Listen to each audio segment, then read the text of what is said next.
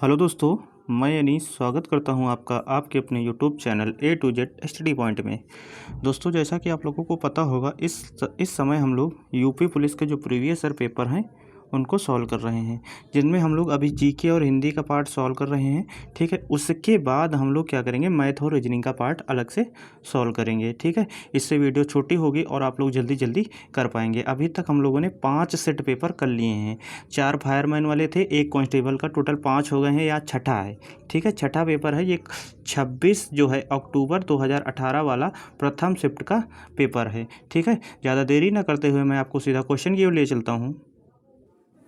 दोस्तों, स्टार्टिंग हम लोग सामान्य ज्ञान से करेंगे, जीके वाले पार्ट से। तो जीके वाले पार्ट में जो हमारा पहला क्वेश्चन है, कश्मीर द वाजपेयी ईयर्स नामक किताब के लेखक कौन है? तो इसके जो लेखक हैं एएस दुल्लत हैं। ठीक है, कौन है? एएस दुल्लत हैं। अगला क्वेश्चन देखेंगे, केंद्रीय जीएसटी कानून को भारत के राष्ट्रपति ने कब सहमति दी? तो ये 22 अप्रैल 2017 को सहमति दी थी। तो इस समय जो राष्ट्रपति थे वो प्रणब मुखर्जी थे। कौन थे?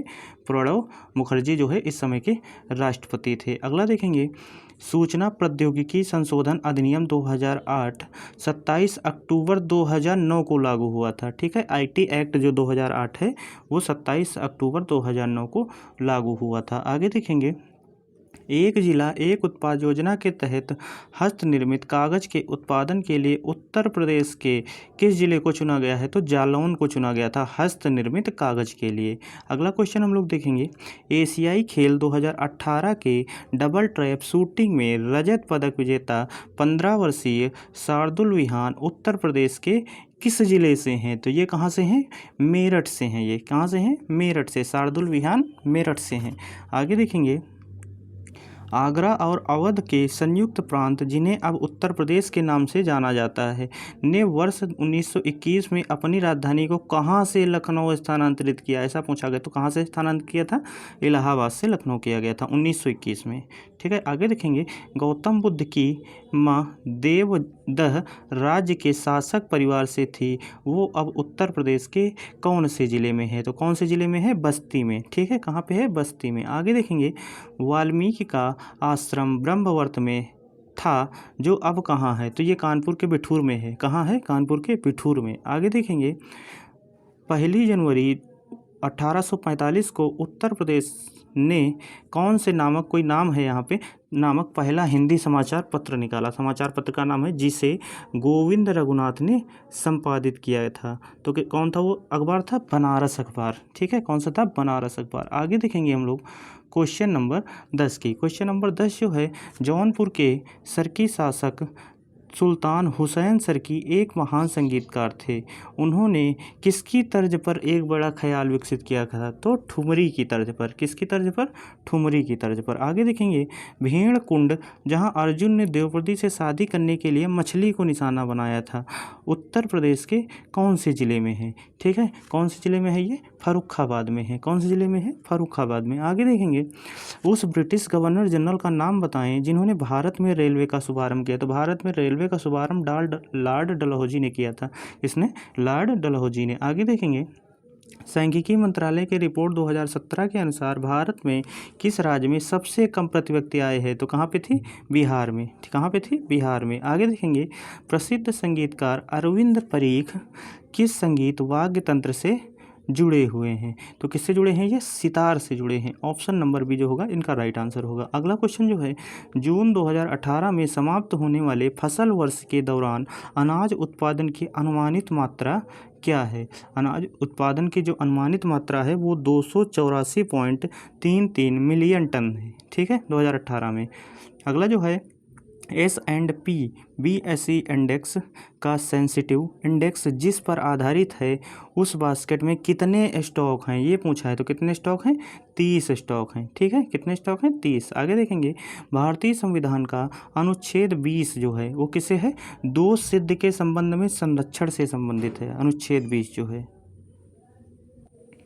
अगला क्वेश्चन है, भारतीय संविधान के अनुच्छेद 21A के तहत राज्य को 6 से 14 वर्ष के बच्चों को निःशुल्क शिक्षा का प्रावधान है। ठीक है, 6 से 14 वर्ष के बच्चों को। आगे देखेंगे, निम्नलिखित में से कौन सा कथन गलत है? राज्यपाल की राज्य की विधान परिषद को भंग कर सकता है, ये गलत है। ठीक है, ऑप्शन नंबर सी इसका जो है गलत है। आगे देखेंगे, भारतीय संविधान का अनुच्छेद 22 निम्न में से किससे संबंधित है? तो भारतीय संविधान का जो अनुच्छेद 22 है वो गिरफ्तारी से संरक्षण के विषय में है। ठीक है, किससे? गिरफ्तारी और हिरासत के खिलाफ संरक्षण, इससे है। आगे देखेंगे, 1975 में आपातकाल के समय भारत के राष्ट्रपति कौन थे? तो आपातकाल के समय भारत के राष्ट्रपति कौन थे? फखरुद्दीन अली अहमद। आगे देखेंगे, लेबनान की राजधानी है, तो लेबनान की जो राजधानी है वो कौन सी है? बेरूत। आगे देखेंगे, कजाकिस्तान की मुद्रा निम्न में से कौन सी है? तो तेंगे जो है कजाकिस्तान की मुद्रा है। अगला क्वेश्चन जो है, दक्षिण अमेरिका में निम्न में से कौन सा देश सबसे अधिक आबादी वाला देश है? कहाँ पे? दक्षिणी अमेरिका में। तो कौन सा है? ब्राज़ील। ठीक है, ब्राज़ील सबसे ज़्यादा आबादी वाला देश है। अगला जो क्वेश्चन है, एशिया के निम्न देशों में से कौन सा देश तेल का सबसे बड़ा उत्पादक देश है? तो तेल का सबसे बड़ा उत्पादक कौन है? ईरान। ठीक है, ईरान। अगला क्वेश्चन देखेंगे हम लोग, क्वेश्चन नंबर 26, निम्न में से कौन सा भारत का सबसे पुराना तेल पेट्रोलियम उत्पादक राज्य है? तो ये कौन सा है? असम। ठीक है, असम। आगे देखेंगे, अगस्त जो 2018 के अनुसार भारत के राष्ट्रपति मानवाधिकार आयोग के वर्तमान अध्यक्ष हैं। 2018 का पूछा है, तो उतने समय कौन थे? न्यायमूर्ति HL दत्तू। ठीक है, अगला देखेंगे, अगस्त 2018 में भारत में दिल्ली पुलिस द्वारा गठित सर्व महिला स्पेशल वेपन्स और टैक्टिक्स स्वाट टीम में कमांडो की कुल संख्या कितनी है? तो 36 है। कितनी है? 36। आगे देखेंगे, भारत ने मई 2018 में लैंड बॉर्डर क्रॉसिंग समझौते पर किस देश के साथ हस्ताक्षर किए हैं? तो ये बांग्लादेश के साथ ये हस्ताक्षर हुए थे, समझौता हुआ था 2018 में। आगे देखेंगे, वर्ष 2016 के लिए भारत के राष्ट्रपति द्वारा अगस्त 2018 में उत्कृष्ट संसदीय पुरस्कार से किसको नवाजा गया था? तो किसको नवाजा गया था? दिनेश त्रिवेदी को। किसको? दिनेश त्रिवेदी को। अगला देखेंगे, अगस्त 2018 के अनुसार भारतीय प्रतिभूति और विनिमय बोर्ड सेबी के वर्तमान अध्यक्ष अगस्त 2018 में कौन थे? तो अजय त्यागी जो थे अगस्त 2018 में सेबी के अध्यक्ष थे। Security exchange board of India इसका फुल फॉर्म होता है। आगे देखेंगे, दांतों की वर्धित छवि को देखने के लिए दंत चिकित्सक द्वारा किसका प्रयोग किया जाता है? तो अवतल दर्पण का प्रयोग किया जाता है। ठीक है, आगे देखेंगे, संयुक्त राष्ट्र द्वारा पीने, धोने, खाना पकाने और उचित स्वच्छता को बनाए रखने के लिए अनुशंसित न्यूनतम पानी की मात्रा प्रति व्यक्ति प्रतिदिन कितनी है? 50 लीटर। कितनी है? 50 लीटर। आगे देखेंगे, मृत जीवों और जानवरों को खाद्य मिट्टी में परिवर्तित करने वाले सूक्ष्म जीवों को किस नाम से जाना जाता है? तो अपघटन करने वाले। ठीक है, अपघटन करने वाले नाम से इनको जाना जाता है। इसका जो राइट आंसर होगा डी वाला होगा। आगे देखेंगे, भूजल रिसाव के द्वारा देखेंगे यहाँ पे क्वेश्चन, भूजल रिसाव के द्वारा रिचार्ज हो जाता है। कुछ स्थानों पर भूजल भौमजल स्तर के भूमिजल होना चाहिए, यहाँ के नीचे कठोर चट्टानों की परतों के बीच होता है। इस जल को क्या कहते हैं? तो इस जल को क्या कहते हैं? एक्वीफर। क्या कहते हैं? एक्वीफर। आगे देखेंगे, विषाणु के कारण निम्न में से कौन सी बीमारी होती है? तो विषाणु के कारण जो बीमारी होती है वो होती है पेचिस। ठीक है, पेचिस। ठीक है, ये चेचिस होना चाहिए यहाँ पे। ठीक है, ये यहाँ पे चेचिस होना चाहिए। ठीक है, आगे देखेंगे, ग्रामीण आवास निधि को वर्ष में स्थापित किया गया था, तब प्राथमिक ऋण संस्थानों को प्रतिस्पर्धी दरों पर ग्रामीण क्षेत्रों में लक्षित समूहों को आवास वित्त प्रदान करने के लिए धन उपलब्ध कराने में सक्षम बनाया जा सके। तो ये कब किया गया था? 2008 और 9 में। अगला देखेंगे, लास्ट क्वेश्चन जीके का हमारा होगा, फ्रैंक व्हिटन द्वारा निम्न में से किसका आविष्कार किया गया था? तो किसका आविष्कार किया गया था? जेट इंजन का। किसका आविष्कार किया गया था? जेट इंजन का। तो इस तरीके से हम लोगों ने जीके का पार्ट यहाँ से कंप्लीट किया है। अब हम लोग हिंदी की बात करते हैं।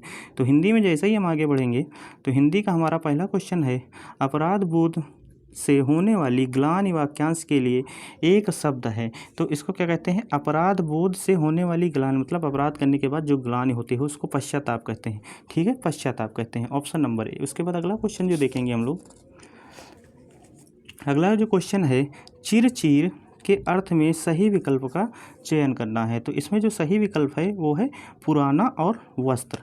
एक चीर का मतलब होता है पुराना और ये चीर जो होता है क्या होता है, वस्त्र। चीरहरण सुना होगा आपने द्रौपदी का, ठीक है। उसमें सम उपसर्ग से बना शब्द है। तो सम उपसर्ग से जो बना शब्द है वो कौन सा है, संयोग, सम प्लस योग, ठीक है, सम प्लस योग। आगे देखेंगे, रंगीला शब्द में किस प्रत्यय का प्रयोग हुआ है। तो ईला प्रत्यय का प्रयोग हुआ है, ठीक है। यहाँ पे अगर छोटी की मात्रा हो तो ये वाला सही होता, लेकिन यहाँ पे बड़ी की मात्रा लगी है तो इसलिए ईला वाला सही है। आगे देखेंगे, सूर्योदय में कौन सी संधि है। तो क्या सूर्योदय में कौन सी संधि है, सूर्य प्लस उदय, सूर्य प्लस उदय, तो कौन सी संधि होगी, गुण संधि, ठीक है। आगे देखेंगे, शुद्ध वाक्य का चयन करना है। तो उसका शिमला जाना है, गलत है, ठीक है। उसने शिमला जाना है, ये भी गलत है। उससे शिमला जाना ये भी गलत है। उसे शिमला जाना है, ये बिल्कुल राइट है। आगे देखेंगे, सज्जन शब्द में समास है। तो सज्जन शब्द में समास कौन सा है, कर्मधारय समास है, ठीक है। कौन सा है, कर्मधारय समास, ठीक। इसमें कर्मधारय समास में क्या होता है, प्रथम पद जो होता है वो विशेषण होता है और दूसरा विशेष या संज्ञा होती है, ठीक है। सत प्लस जन, इसका संधि विच्छेद होगा। आगे देखेंगे, वाच्य के कितने भेद होते हैं। तो वाच्य के 3 भेद होते हैं, ठीक है।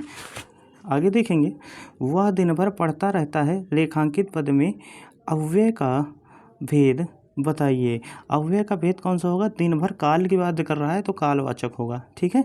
आगे देखेंगे, कोष्ठक में विराम चिन्ह का नाम क्या है। तो ये वित्त विस्मय बोधक का साइन है, ठीक है। ऑप्शन नंबर डी जो होगा इसका राइट आंसर होगा। अगला देखेंगे, बाल की खाल निकालना मुहावरे का क्या अर्थ है। तो बहुत मीन मेघ करना, ऑप्शन नंबर सी जो होगा इसका राइट आंसर होगा। अगला देखेंगे, 4 दिन की चांदनी फिर अंधेरी रात, इसका मतलब होता है थोड़े दिन का सुख, ठीक है। अगला जो क्वेश्चन देखेंगे हम लोग, साहित्य में रस का क्या अर्थ होता है। तो साहित्य में मिलने वाली आनंद भूति को उसका रस कहते हैं।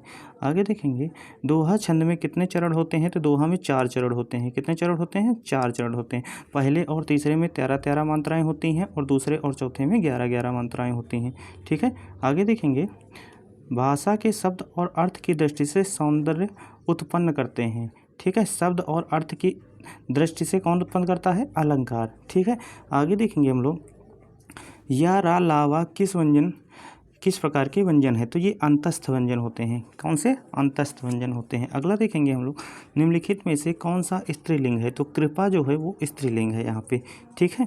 आगे देखेंगे, वचन किसका बोध कराता है। तो वचन प्राणी या वस्तु के एक या अनेक होने का बोध कराता है, तो इसलिए इसका ऑप्शन जो होगा ए वाला सही होगा। आगे देखेंगे, उसने टेढ़ी चाल चली, वाक्य में कौन सा, उसने, ठीक है। ने कहाँ पे आता है, अगर ने की बात करें तो कर्ता ने, ठीक है, कर्ता ने, तो ऑप्शन कौन सा होगा इसमें, डी वाला सही होगा, ठीक है।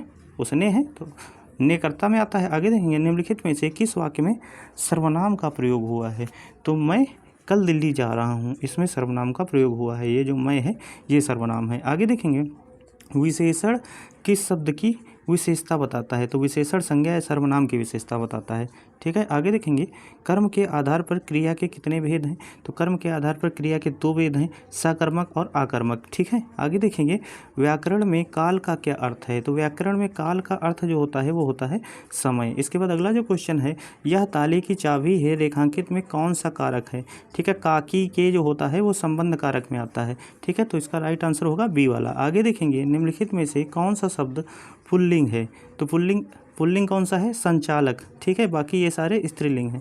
आगे देखेंगे, निम्नलिखित में से कौन सा शब्द तत्सम शब्द नहीं है, ठीक है।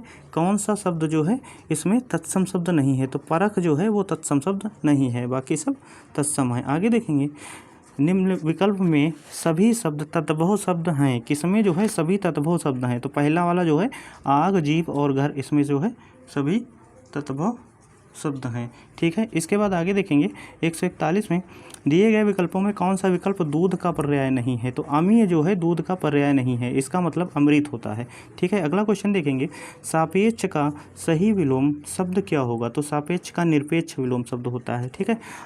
अगला क्वेश्चन है, अंक के अनेकार्थी शब्द समूह का चयन कीजिए। तो इसका जो अनेकार्थी समूह होगा वो होगा गोद और संख्या और अध्याय अंक का। ठीक है, आगे देखेंगे कामायनी के रचनाकार, इसमें देखो पूरा नहीं लिखा है, केवल प्रसाद लिखा है, तो जयशंकर प्रसाद। ठीक है, आगे देखेंगे 145 से 149 तक ये पैसेज है, इसको हम लोग स्किप करते हुए आगे बढ़ेंगे। लास्ट क्वेश्चन 150 नंबर जो है उसको हम लोग देख के क्वेश्चन को ख़त्म करते हैं यहाँ से। 150 नंबर जो है, निम्नलिखित में से रीतिकाल के कवि हैं। तो रीतिकाल के अगर कवि की बात करें तो वृंद, इनका पूरा नाम क्या है, वृंद का पूरा नाम क्या है, वृंदावन दास इसका पूरा नाम है। इस तरीके से हम लोगों ने हिंदी और जीके का पार्ट पूरा कंप्लीट कर लिया है। अगर आपको वीडियो अच्छी लगी हो तो वीडियो को लाइक करिए और चैनल को सब्सक्राइब करिए, जिससे आपको आने वाली जितनी भी वीडियो होंगी वो आपको सबसे पहले मिलेंगी। धन्यवाद।